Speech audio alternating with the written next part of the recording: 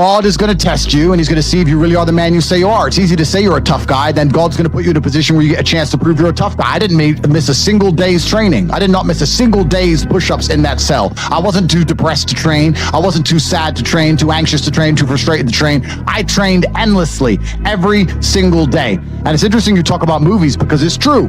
Every single hero in every single movie goes through adversity. There's never been a hero movie where all he does is win. No, to be a hero, you have to suffer. And this can be extrapolated out, not just about my life, but about all men out there. If you're suffering in some degree, even if you're a normal guy with a normal job and you're suffering at your job, or you're heartbroken because your girl left you, or whatever, if you're suffering, that's part of your hero's journey.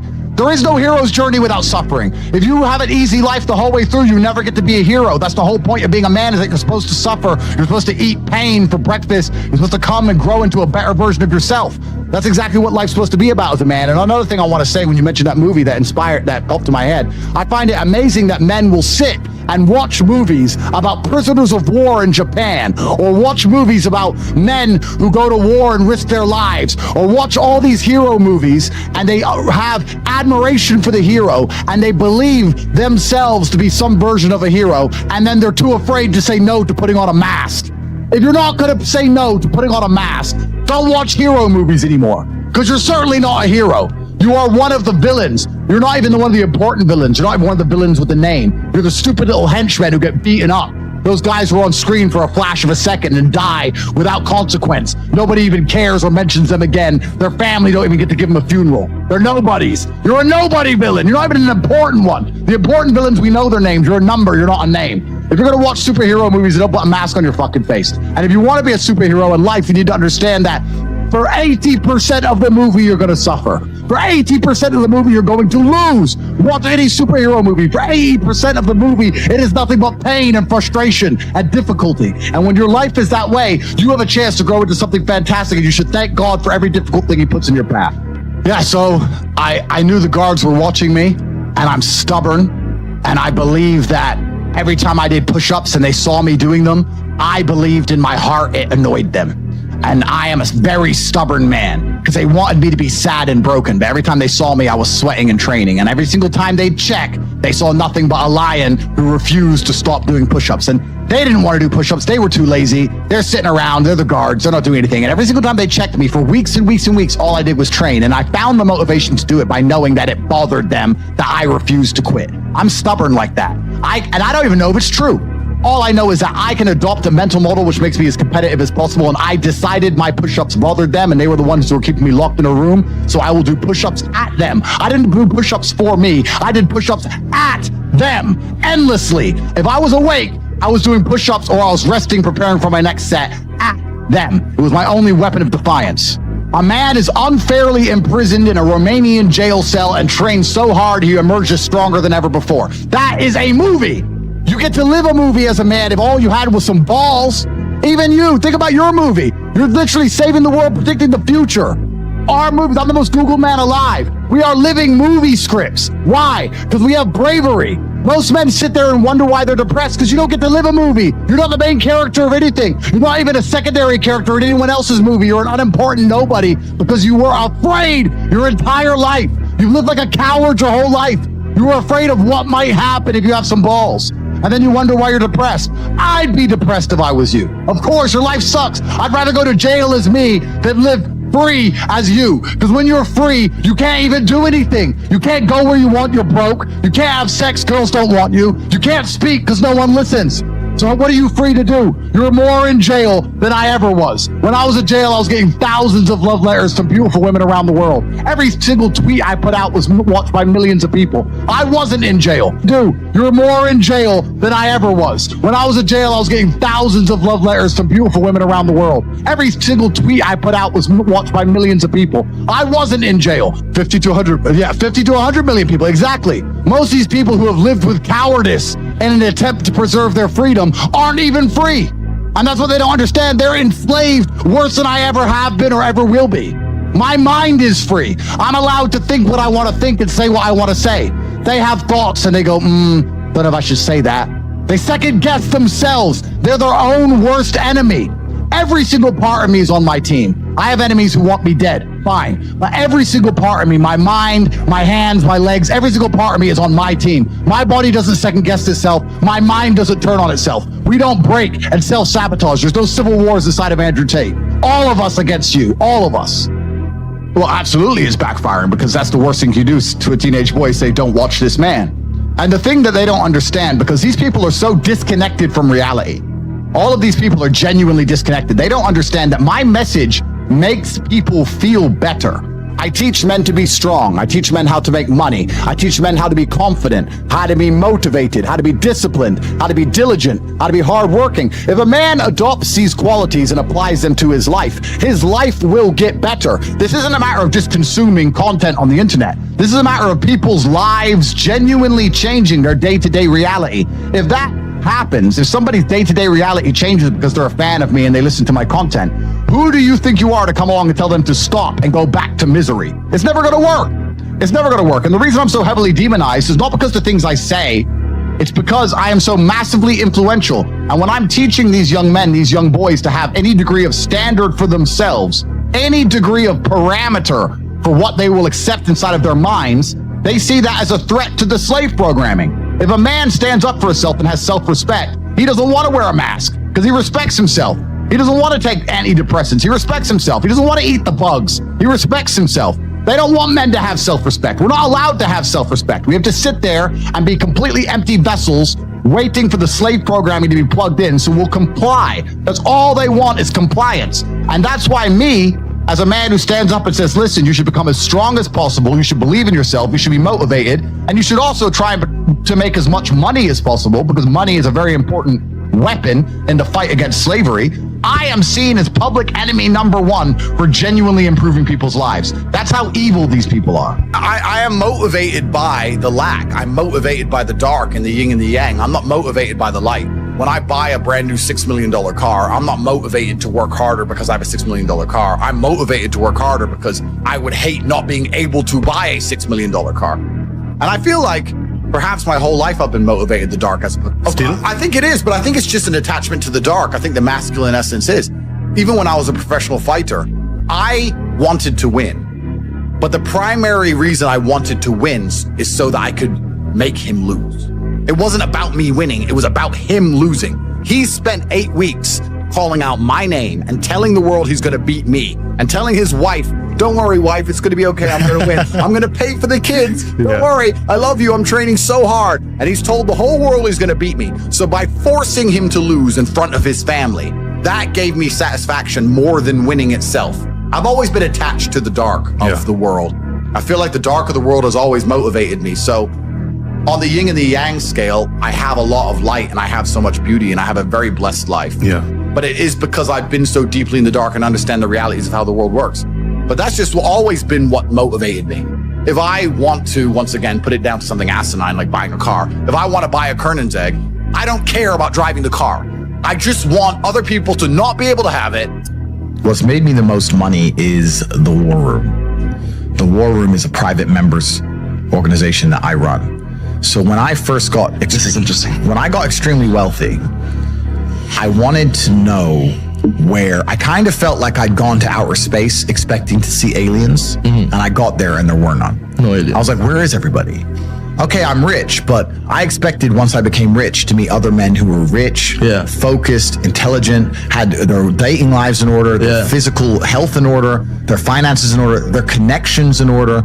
And I got to the top of the mountain and I looked around and realized nobody had it. Like, yeah, this guy's rich, but he's cucked by his wife and he's fat. This guy's rich, but he's controlled by the Matrix. This guy's rich, but he's dummy. He just made a bunch of money making music, rap. He's an idiot.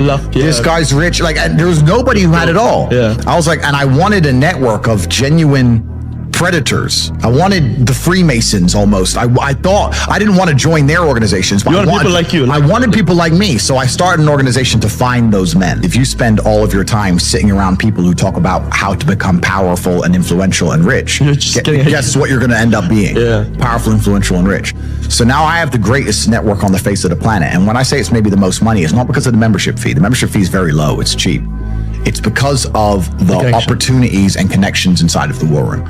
And that's why I am ultra competitive, and that's why nobody will ever beat me. If you're an individual and you wake up and think, I want to make my life better, and you spend 8 hours reading a book, that's fine. When I wake up to maybe 25 messages from some of the most influential and rich people on the planet that you've never heard of, telling me, buy this now, this is an opportunity to make money on the Russian ruble, this is an opportunity to make money here, this is an opportunity to make money on this land, this is what's going down in Iraq, here we have an opportunity in Nairobi, and I'm sitting there going, okay, and I have got all this curated information and genuine opportunities in real time presented to me, and within 15 minutes I've made a $5 million investment. You're on page 1. You're still reading your book. The introduction. You're still reading. You're still reading the introduction.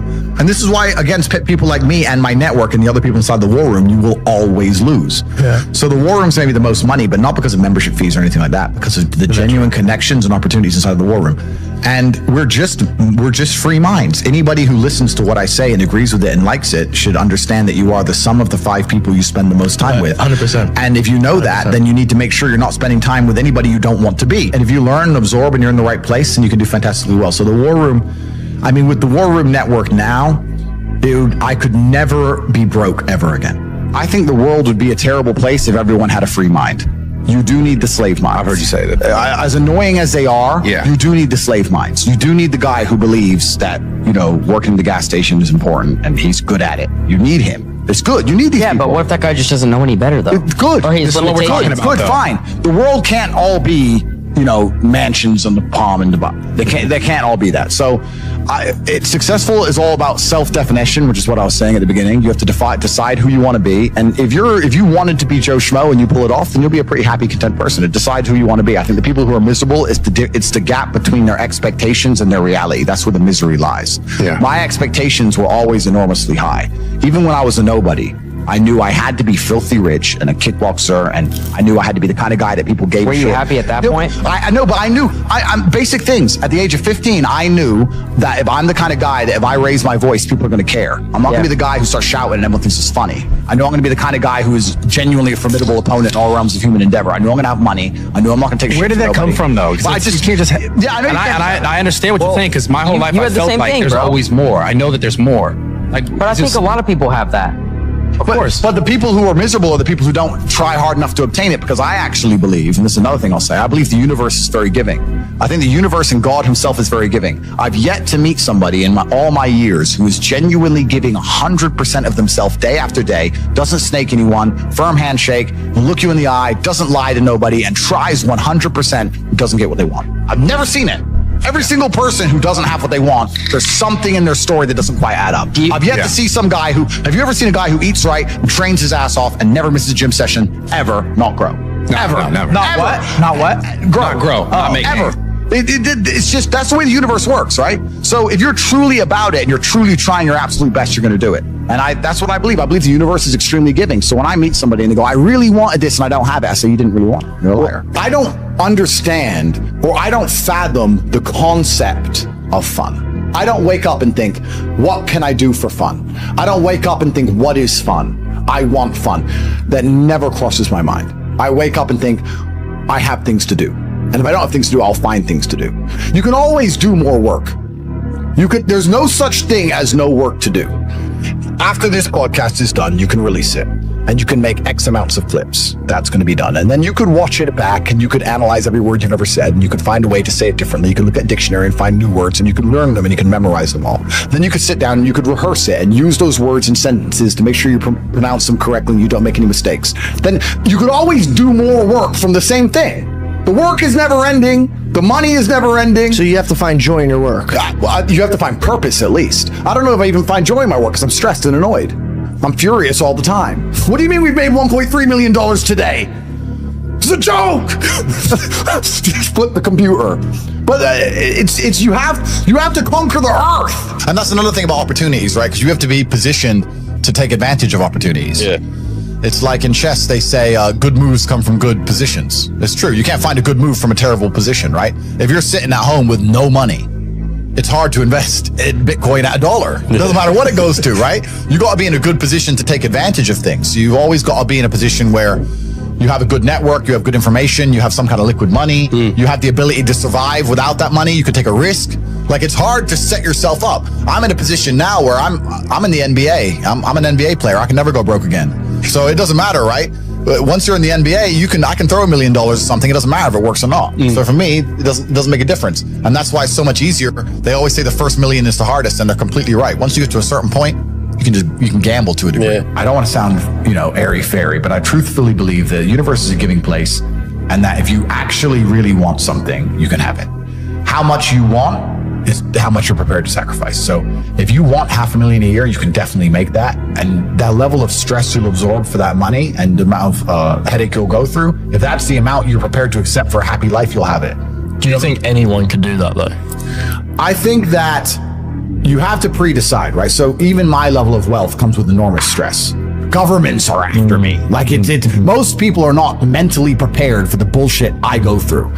So the number one factor that's going to decide how successful you are as a person is your ability to absorb stress, your stress level. The better you are at dealing with stress, the more problems you can fix, the more money you're going to make. What I'm doing now at my stage of my life is buying power.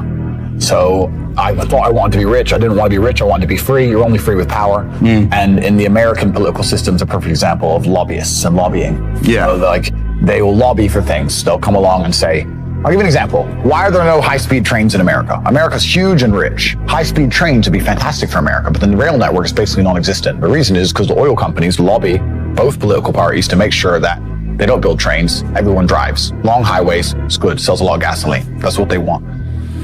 So once you get to a certain level of money, you realize you want political friends. So you're like, okay, I want this law, or I want this law to work this way. Or I just want someone I can call if this happens to me.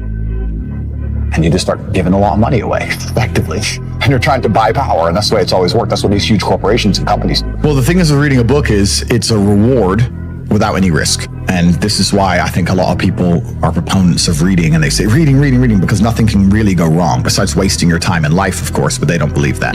I am a much larger proponent of larger risks and larger rewards. If you want to learn about self-help, if you want to understand yourself and see what kind of man you really are and learn how to fight through adversity and learn how to get up when life's difficult and learn how to control your mind and learn how to struggle, then you can go to the boxing gym and you can get your ass kicked. You do not need to read any books. You need to get in the gym, walk in there and say, I'm going to fight the best fighter here every single day and not quit until you can eventually beat him. But most people are not man enough for that. So instead they'll read a self-help book and they'll sit there and try and talk to me about mindset. I learned my mindset in battle. My mindset is 87 professional fights. My mindset was learned in the reality of the real world. I don't need to read a self-help book. I don't need to read about motivation or confidence. I've been in the cage smashing people's faces in. I don't need to learn any of that stuff. So I learned in reality, and reality is always going to be a better teacher than a book, because you're not learning when you read books. You're regurgitating. You may be reading, but I don't believe you're truly learning. My coach used to say, if it doesn't hurt, you didn't learn.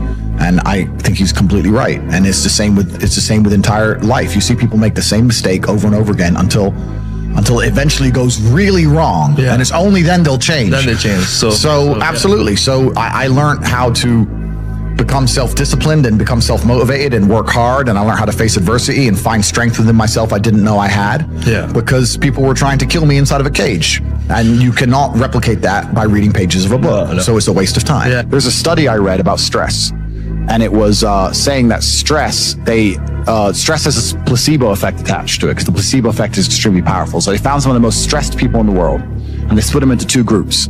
And they're all equally stressed. They all have a bunch of cortisol in their blood. The people who believed that stress was bad for you and that stress can hurt you, and they believed those mediocres, were dying earlier. They were having heart attacks and having stress-related illnesses. The people who believed the opposite, who just said, stress is part of being successful. I like stress. When I feel stressed, I do my best. It makes me anxious. It turns my brain on. I like being stressed. Lived longer than average. The point is, the same drug, how you look at it and how your body anticipates it, how you feel about it, affects the real world results. I don't think motivation is a real thing. I don't believe in motivation as a concept. I think discipline is real, and I also think discontentment is real. And I don't think it's possible for anybody to stay in a scenario where they're truly uncomfortable. If you fall asleep on your arm and your arm really starts to hurt, even in the deepest sleep, you're going to wake up and move your arm. If you sit there and your life has been in a rut for 7 years, you are semi-comfortable in that rut. Sure, there's days you're pissed off. Sure, you're semi-annoyed by it, but there's also days where you just play video games, eat pizza, and you're kind of cool with it, and it's no big deal. If you were truly unhappy and uncomfortable and discontent with your scenario, you wouldn't be in it. So I don't believe there's anybody who's truly...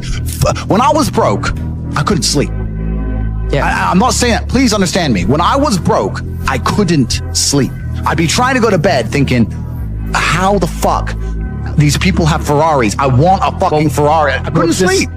If I had to open a coffee shop, if I sit in a coffee shop, right? If I sit in Starbucks, the whole time I'm in there, not only am I thinking about how they got the money from me and how much I spent, I'm thinking about how I could outcompete them. I'd sit there and go, okay, cool. I'm in Starbucks. I spent £5.68. I got a latte and I got a donut, and I'm sitting here. And that business place, that commercial property right across the street is available for lease. How could I outcompete this coffee shop which just took my money? What's the profit margin on this £5.68? How much did this cost them? The coffee, pennies. Donut, 30p maybe, right? How much is the staff? They pay the staff minimum wage £8 an hour. So I've already paid half. I've already paid 30 minutes work from that brokey, the wage. She's there for another 30 minutes for free, right? How much is the rent? How much is the business rates? If I had to open up there, how would I attract people to come into my shop as opposed to their shop? They got a big brand name. I'm brand new. Okay, well, the bitch working here is ugly. My one's going to be hot. Boom, that's the beginning. Next thing, do they have any signage outside? No, I'm gonna try and put some signage outside. Do they have parking? No, I need parking. But when you just start thinking about how you can convince people to give you their money as opposed to giving it to the places they already give it. Different analytics. And once you do that, people say, I can't think of how to make money. If you start doing that for a year and just keep a notepad, you'll have 100 ideas of how to make money. You'll sit there and go, there's a place here that's doing this and we could do it better this way. This place online is doing this, we can do it better this way. And then to get them all done, what do you need? Network. You need people. It's all about people. Then you need to either go in the war room if you want to join, or have your people around you and say, okay, we can make money with this. Who's going to do it? Who's not lazy? Who's getting up at 4 a.m. tomorrow? Boom, let's get it done. So there's unlimited ways to make money, but most people go through life and their money is taken from them and they don't even identify how they got tricked out of it. They just give it. Yeah, they just have, how did I spend 16 grand in Cirque last night? Oh, because my ass got drunk. How'd they get me drunk? Well, because the guy, when I first bought the first bottle of champagne, was there on the table, pouring, putting it in my hand, got me drunk, then I spent 16 grand on bottles. That's how they got my money. So if I open a club, I need to make sure when people first come in, they get fucking hammered. Nobody thinks about it that way. Nobody thinks, how did they get that out of me? Right? Why am I spending $2,000 for dinner in Novikov? Is it the food or is it the fact that I'm in Novikov and tag myself in Novikov? You have to identify how you're getting famoosed, how you're getting finessed. That's how you do it. But most people just walk through life getting finessed left, right, and center, giving all their money up. How did that happen? You got to learn to finesse other people. Yeah, but it's not finessing in a negative way. It's in a good way. It's a good way. You have to take money from other people. That's the only way you're going to make money. Yeah. You have to take it. There's a pimp, and he said a really intelligent line. He said, business is just other people's money. That's all business is. I want to start a business. So you want other people's money. That's what you want. So how are they going to give it to you? You have to think about it. Nobody thinks about it. And the easiest way to think about it is to think how you're giving yours away. That's a mental model you should adopt. Yeah. And you'll end up with loads of business ideas. Business ideas are everywhere. It's just execution which is difficult. Your ability to speak freely is directly correlated to your insignificance. When nobody listens to you, you can say what you want. If you get a platform and start talking, you will learn very quickly how you're not allowed to say what you want because people are listening. You're free to talk in an empty room. You're not free to talk to millions of people who are paying attention to you. So what we have now in the West is a society which is only linked and only bound by this false idea of freedom. So I'm now at a point where, and my attitude to money, I want to make something clear, is relatively unhealthy. I have no respect for money. There are people who are much smarter with money than me. I don't have any respect for money at all. I don't believe in saving money. And I think a lot of that is down to I'm not advocating people to be like this. It's my life philosophy and the fact that I don't live in any realm of fear at all. I can't imagine myself not being able to make more. I can't ever be poor. And if I wanted something now that took every penny of my net worth, then I would buy it. I'll give you an example. I have an 812 Superfast, a Ferrari. I love it very much. They've released very nice. Yep, they've released the 812 Superfast Competition. They've released a competition version. Instead of 400 grand, it's 1.6 million, which is a big difference for a bit of a body kit. And I want one in Europe and I want one in Dubai, so I bought two. So I bought $3.2 million of Ferraris. Should I have done that? Well, yeah, I can. But my point is, I'm happy to just spend money. Don't give a shit, right? But that's down to my faith in myself. So when you're asking how much of my income's disposable, in my mind, all of it. I don't give a shit. I have a lot of money left because I can't possibly spend it, but I'm happy to spend all my money. What really matters are the systems you build, the robust systems. If you have a robust system that's guaranteed to pay you $50,000 a day, and it always will, and you have faith in it, and you're working hard and you're on top of it, and it's going to pay you at 9 a.m. every morning 50 grand, you can spend 50 grand a day. if you wanted to. You know, you may not want to, but you could. So for me, all of my money is disposable. I don't have a clue how much money I have. When I was broke, I knew exactly how much money I had. I had 117 pound in the NatWest, and that was it. I'm poor, rent's paid, I ain't got nothing else. When I was broke, I knew exactly how much I had. But now I'm at a point where it gets really difficult to truly measure how much money I have. Because you have cash, okay, that's easy. I have some crypto, which is constantly fluctuating. And then you have assets, and the price of the assets is constantly fluctuating. And then I have companies and income streams, which need to be valued. And how do you value them, right? They can be an 8 times multiplier in some circumstances, and others they'll be a 10 times multiplier. So it's really difficult for me to put a value on it. If you were to say to me, how much money do I have in the bank? But then even then, because I've got to be careful what I say on this podcast. But even then, once you have a healthy respect for money, once you get past a certain amount of money, you don't need it in the bank. Like there's no point in me having 50M liquid in the bank. Why? Well, then what am I going to buy? You know, you're like, as long as you have whatever you have in the bank to run around the world with, you have enough. So you try and put that money to use, right? You buy assets, XYZ. So it's really difficult. Most people don't deserve to be proud of themselves. Yeah. And that's the truth. A lot of people say, oh, you know, I have confidence issues. And I say, if I was you, I would have confidence issues. Of course. I completely understand why you have confidence issues. You're a dork. But we have to be realistic here. We have to be absolutely and utterly realistic because the world is brutal and it's harsh. If you're not proud of yourself, you probably don't deserve to be proud of yourself, so you're not going to feel happy. And you just talked about confidence. Confidence comes from competence. The reason I'm confident is because I'm good at everything. Right. I'm good at everything I do. The things I'm not good at, I'm not confident in, of course. And I know what they are. I don't do them very often. I've now created my reality to the point where I don't do anything I'm not good at. You just hire. I either hire or I just don't want to do it. Like I don't play darts. Yeah. I'm not good at darts, right? I do what I'm good at. So yeah, I'm absolutely and utterly confident because I'm absolutely and utterly competent, and that takes practice and discipline and motivation, and you need to fail a few times, you need to get up. And like I said earlier, when I learned my entire mindset in professional fighting and chess, the two combined, that's how it comes down to. And when people say, oh, I have competence issues, usually I can look them up and down and say, yeah, if I was you, I would completely and utterly struggle with competence issues. Because the world is competitive and there's men like me on the planet and friends like mine on the planet, and you're competing against us for money, for girls, for status, for resource, and you're going to be destroyed and decimated the entire time. So of course you have confidence issues when you can be annihilated in real time by the competitor. Why wouldn't you have confidence issues? You'd be psychopathic not to. I don't even know the story of the 4-minute mile, but when everyone was running, long distance running, everyone said a 4-minute mile was impossible. And everyone was attempting it was impossible. And then one guy did it one day, and after he did it, 10 people did it in like 3 weeks. Yeah. And it's like the belief.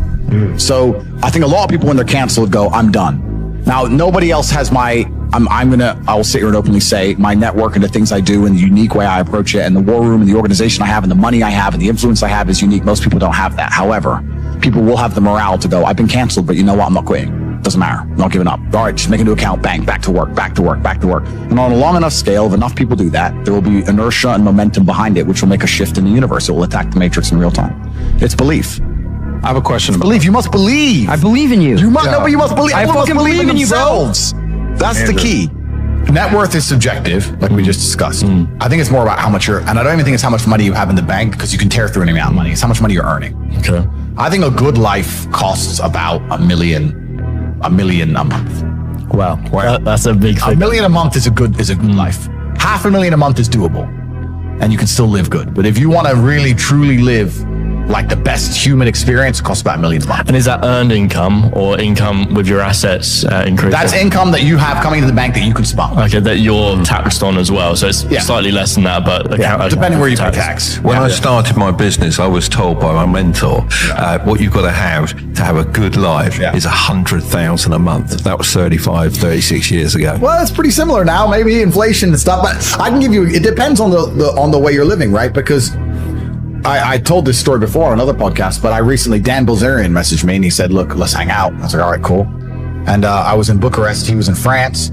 So by the time I only wanted to go see him for a day. So by the time I got the jet, I wanted my security team to come. So I had to get the 4th security team and they came and also had to pay their wage. And I put the cars on the truck to make sure they were waiting for me there in case we would decide to go for a spin. And then I landed with a security team and everyone needs hotels. It's 8 people in a 5-star hotel. And then you're on the ground. You have to rent these V-classes, armored ones to look after you. And you go, you see Dan, talk to him for an hour, you have dinner, and then everyone gets back on the jet. By the time I saw Dan in a 48-hour whirlwind, by the time we moved the cars, which I didn't drive, and security came, etc., you spent $400,000. You spent $400,000 to go see your friend. But it's very difficult for a government to even pretend to give a shit about the average person to me, because I understand how all this works. So the government comes along and decides to give out free money. The average person in the middle or at the bottom goes, wait, free money. Government cares about the poor person. No, they don't. Let's imagine, let's keep it very simple. Let's say they gave every person in the UK £1,000. They're either going to save that money or they're going to spend that money, or they're going to, let's say, invest that money. If they spend that money, which is what 90% of them would do, it goes to corporations, making the corporations filthy rich. The stock price of Amazon during COVID went to the moon because everyone's sitting at home bored, just buying stuff, right? So there's less corporations than there are people. So let's say you give everyone in the UK £1,000. A lot of that money goes to one guy, Jeff Bezos. The rich get richer, just like before. Let's say they invest it. Well, they're going to invest it in what? The stock market. Well, that increases the share price of companies. Who owns companies? Rich people. Let's say for somehow 200 of these people are best friends and they're never going to argue, and they get together and they get £200,000 and they buy a house, for example.